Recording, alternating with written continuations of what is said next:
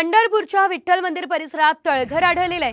कानोपात्रा मंदिराजवळ तळघर हे सापडलं आणि हे तळघर जवळपास 7 ते 8 फूट खोल आहे आणि या विठ्ठल मंदिरातील तळघरात 3 दगडाच्या मूर्त्या आणि पादुका आढळल्यात। तळघरात काही जुनी नाणी आणि बांगड्या देखील सापडलेल्या आहेत। तळघरात व्यंकटेश रूपी मूर्ती सुद्धा सापडलेली आहे। काही मूर्ती या ठिकाणी आढळल्या असल्याचं आपण बघतोय। 3 मूर्ती या ठिकाणी आढळलेल्या आहेत। ही एक्सक्लुसिव्ह बातमी आपण साम टीव्हीवर बघतोय।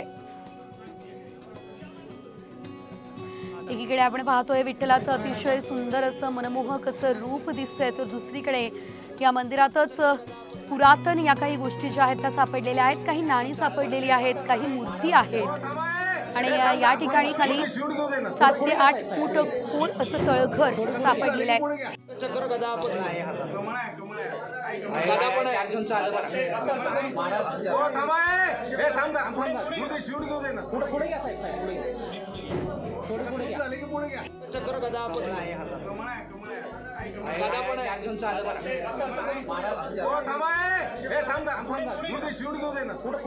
वरून 2 आणि 3 मोठ्या दगडी मूर्त्या, 2 छोट्या आणि 1 पादुका अशा एकूण 6 ऑब्जेक्ट इथं दिसून येतात। मातीवर खूप साऱ्या बांगड्याचे तुकडे, मातीच्या बांगड्या, काचाच्या बांगड्या, खूप सारे तुकडे आहे आणि काही नाणी आहे जे मॉडर्न नाणी असेल 5 पैसे 10 पैसे आता ज्या चलनात नाही आहे त्या खूप मोठ्या प्रमाणात आहे। तर आत्ता आम्ही पूर्वी माती काढण्याचं काम करतो, माती काढायला आम्हाला अर्धा पाऊण तास लागेल। त्याच्यानंतर आम्ही मूर्ती जे क्लीन होईल त्यानंतर ते मूर्ती बाहेर काढण्याचा आम्ही प्रयत्न करू।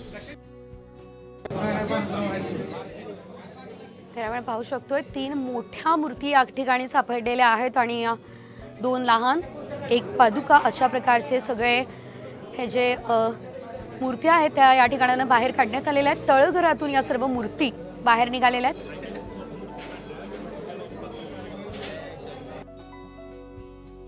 एक व्यंकटेश मूर्ती, 3 दगडी मूर्ती आहेत,